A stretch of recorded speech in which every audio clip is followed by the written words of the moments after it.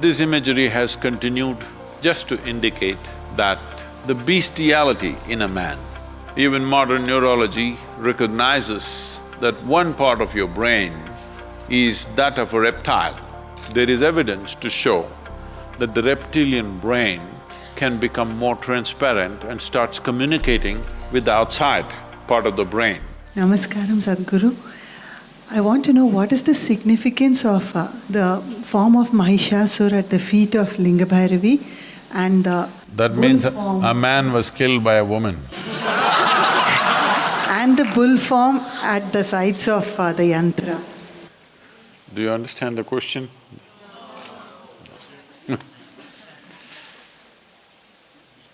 Mahishasura is a man first.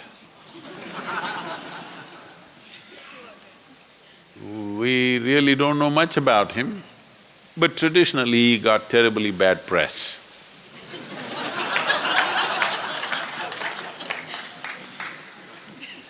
So he was supposed to be bad. And Devi killed him. And his vehicle, poor guy, maybe he couldn't afford a horse, so you used a buffalo. And not only he was slaughtered, even his buffalo. Buffaloes can fight. So, in the past, certain people rode buffaloes because in a fight, a buffalo is much better than a horse. Horse is taller, that's the only advantage, that if you are a good fighter. But buffalo, if you train them well and if you keep them well nourished, they can rampage through crowds. So buffalo was a good one. And of course in India people used elephants to fight. He used a buffalo. This imagery has continued just to indicate that the bestiality in a man, the beastly nature, the animal nature in a man, because you didn't drop from heaven as some people believe, you evolved. The qualities of an amoeba, an earthworm, a grasshopper, a buffalo, every kind of beast that evolution went through, elements of those qualities are still with you. Yes, sir, you know. They're still with you.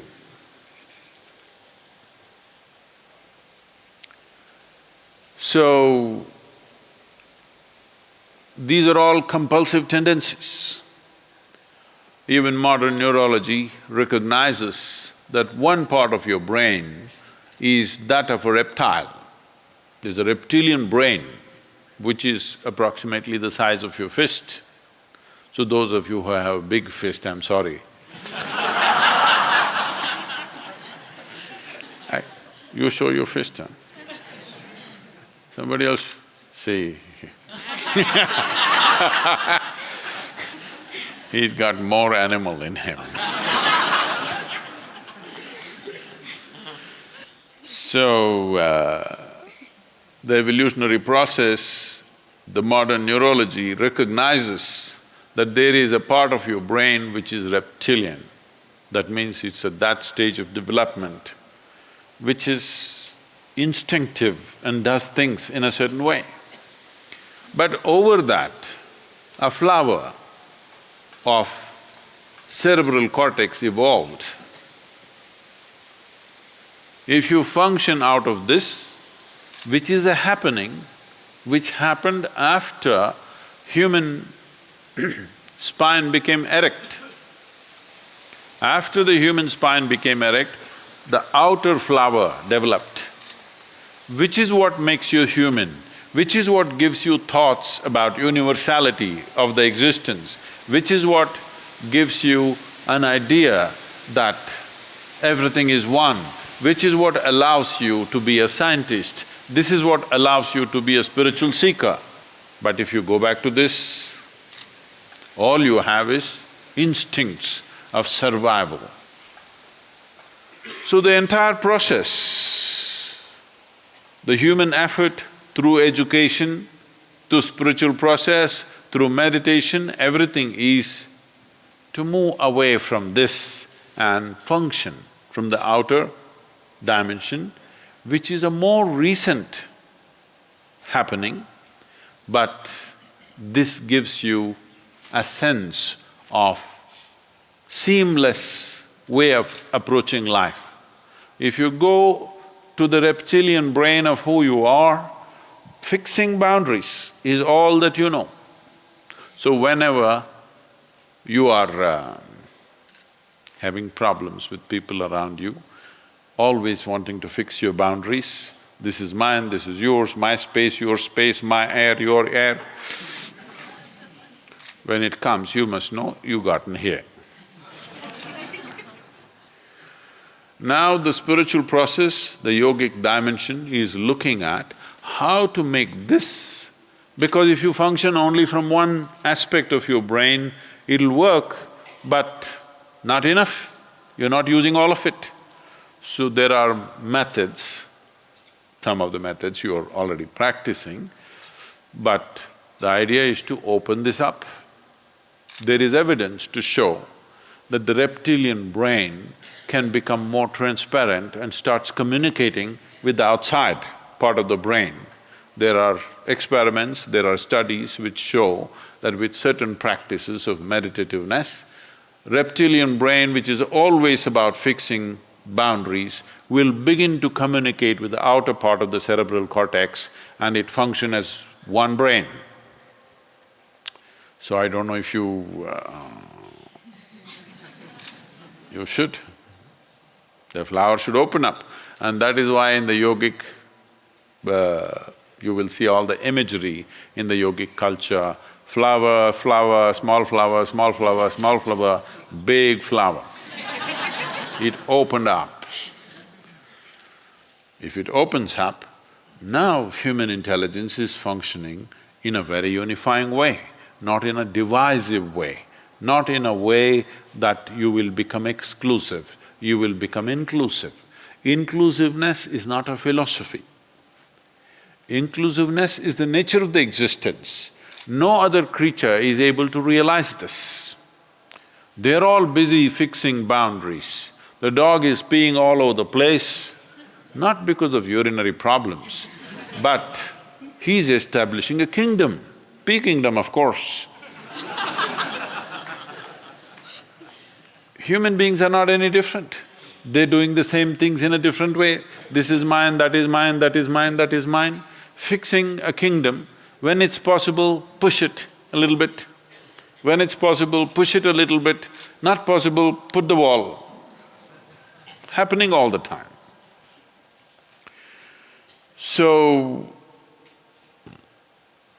the imagery or the symbolism is that beast has been killed and put down.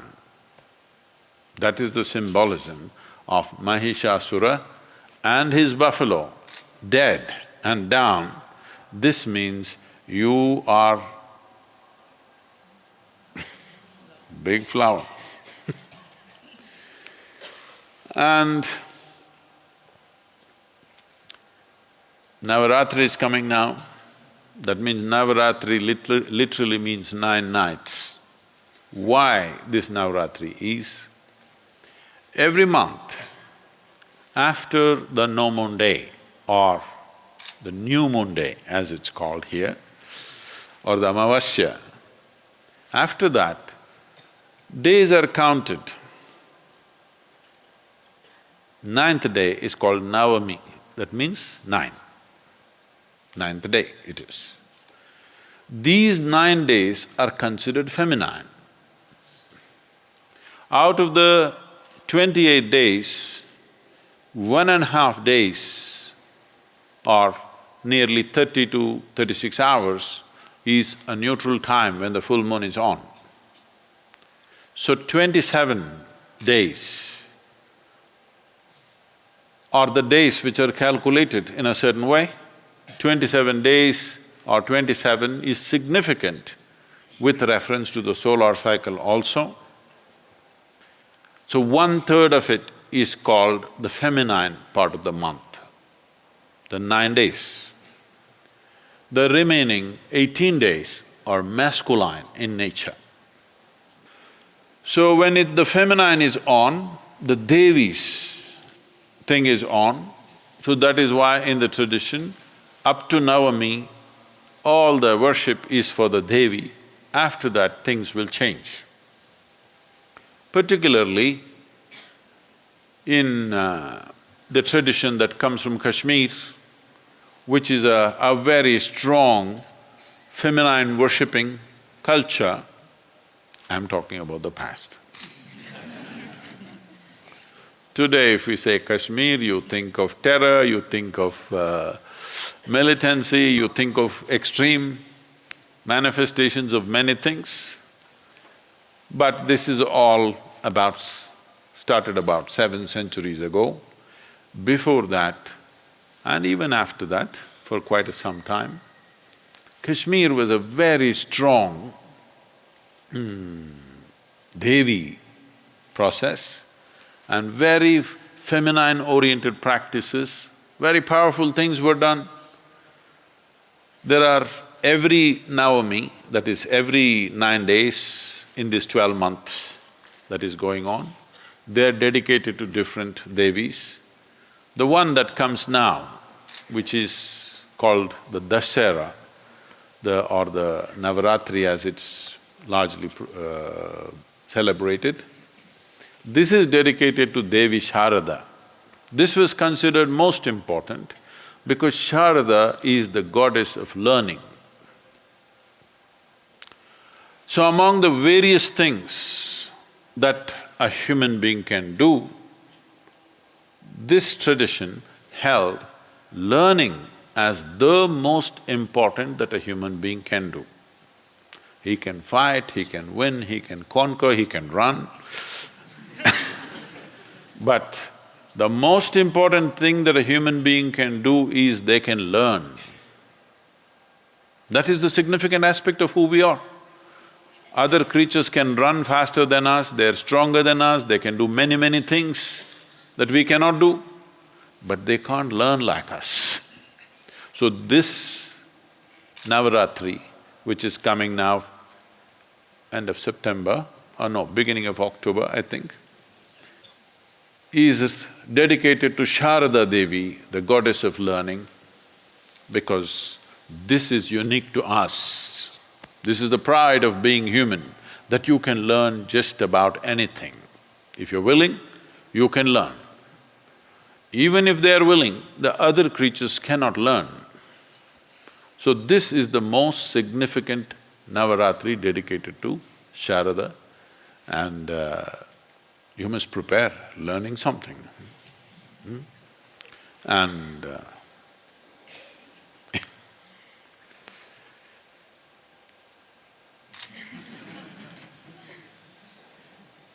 either you must open up or she will slay you. She'll put you down there. The symbolism is also this, that when masculine exists by its own nature, it naturally lives instinctively. That means this. Only when feminine enters, it can become little open. So when it opened, the masculine or the beastly nature fell at her feet because she rose out of that. So the symbolism in the Devi temple is just that. Because she rose in full power, this bestiality is down there.